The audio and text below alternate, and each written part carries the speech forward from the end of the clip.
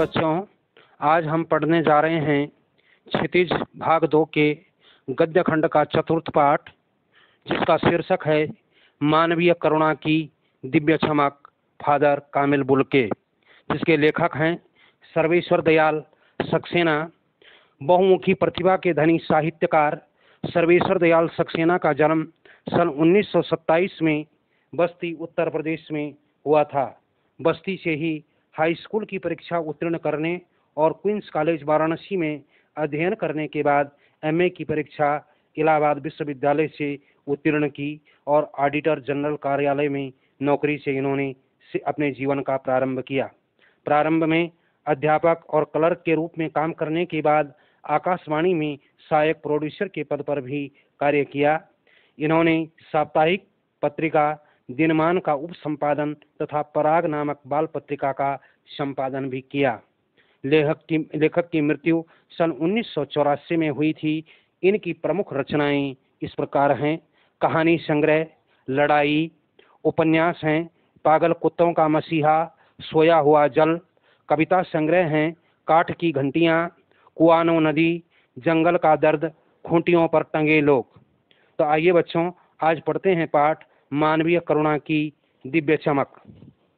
लेखक सर्वेश्वर दयाल सक्सेना का यह एक उच्च कोटि का संस्मरण है, जिसमें उन्होंने फादर कामिल बुल्के की चारित्रिक विशेषताओं का गहनता से वर्णन किया है।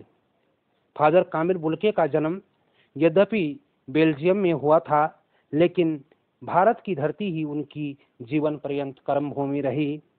फादर यद्यपि सन्यासी थे, लेकिन मन व भावनाओं से वे पूर्ण रूप से ग्रस्त थे। लेखक को फादर की मृत्यु पर अफसोस होता है कि जो व्यक्ति जीवन भर लोगों में प्यार और प्रेम का मीठा अमृत बांटता रहा, उसको ईश्वर ने इस प्रकार का असाध्य रोग क्यों दिया। क्योंकि आप सभी ने देखा पाठ के माध्यम से, फादर कामिल बुल्के की मृत्यु एक विशेष प्रकार के जहरबाद, जिसका शब्द आया है, जिसे गैंग्रीन कहा जाता है। लेखक आज भी फादर से मिलते समय उनकी बाहों के प्यार भरे दबाव को महसूस करता है। लेखक कहता है कि फादर को याद करने से मुझे ठीक वही आनंद प्राप्त होता है जो उद्विग्न मन वाले व्यक्ति को शांत संगीत सुनकर के होता है। फादर जिससे भी मिलते थे, उससे उनका पारिवारिक स्नेह और संबंध बन जाता था। कभी कभी गंभीर गोष्ठियों और विचारों पर वह अपनी बेबाक और स्पष्ट राय भी देते थे। लेखक कहता है कि हमारे घर में जब कोई भी उत्सव या धार्मिक आयोजन होता था, तो वे बड़े भाई की तरह सहायक बनकर हमेशा हमें सांत्वना देते थे और आशीर्वाद देते थे। वही शांत स्वभाव के व्यक्ति थे। लेखक ने उन्हें कभी भी क्रोध करते हुए नहीं देखा। उन्हें देखकर लेखक को यह प्रश्न बार बार परेशान करता है कि भरा पूरा परिवार होने के साथ भी बेल्जियम में इंजीनियरिंग की पढ़ाई के अंतिम वर्ष में ऐसी क्या घटना घटित हुई होगी जिससे प्रभावित होकर फादर सन्यासी बन गए होंगे। ये प्रश्न ही रह जाता है लेखक के मन में। जब लेखक कई बार उनसे पूछता है कि उन्हें उनकी माँ व मातृभूमि की याद नहीं आती, तो तब फादर कहते हैं कि मेरा देश तो अब भारत है। हाँ, मुझे कभी कभी अपनी माँ और जन्मभूमि, उनकी जन्मभूमि जो थी रैम्स चैपल की, उन्हें याद जरूर आती थी। भारत आने के बाद यद्यपि फादर 2-3 बार शायद अपनी मातृभूमि गए होंगे, लेकिन शीघ्र ही उन्हें भारत लौटना पड़ा। भारत आकर के उन्होंने दार्जिलिंग में पारसियों की पढ़ाई की और कोलकाता में बी और इलाहाबाद से एमए की परीक्षा पास की। इसके पश्चात फादर कामिल बुल्के ने प्रयाग विश्वविद्यालय में रहकर राम कथा उत्पत्ति और विकास नाम का शोध ग्रंथ अपना पूरा किया। ब्लू वर्ल्ड नामक नाटक का भी नीलपंछी के नाम से उन्होंने हिंदी में रूपांतरण किया।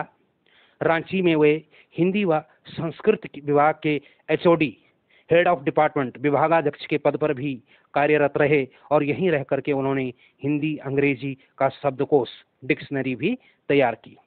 बाद में फादर पटना से दिल्ली आए और 47 वर्ष भारत में व्यतीत करके वे लगभग 73 वर्ष की उम्र में सदा के लिए चले गए। अंत में लेखक कहता है कि वह सिर्फ संकल्प से ही सन्यासी रहे होंगे, मन से वे कभी सन्यासी नहीं थे। जिससे फादर रिश्ता बनाते थे, रिश्ता कभी तोड़ते नहीं थे। हाँ, एक बात जरूर थी कि हिंदी को राष्ट्रभाषा के रूप में देखने की उनके मन में प्रबल इच्छा थी और इसीलिए वे हर सभा और मंच में हिंदी के विरोध पर हमेशा झुंझलाते हुए नजर आते थे। लेखक को सबसे बड़ा दुख इस बात का होता है कि जब वह अंतिम समय में फादर से गले नहीं मिल सका। लगभग 18 अगस्त 1992 को उनका शव एक नीली गाड़ी से उतारा गया था। वहां पर ईसाई धर्म के अनुसार उनका अंतिम संस्कार कर दिया गया था। वहां पर सारी महान विभूतियां इस क्षण की गवाह बनी थी। लेखक कहता है कि मुझे नहीं लगता कि फादर ने कभी सोचा होगा कि उनकी मृत्यु पर कोई रोने वाला होगा, लेकिन वास्तव में उस समय रोने वालों की कमी नहीं थी।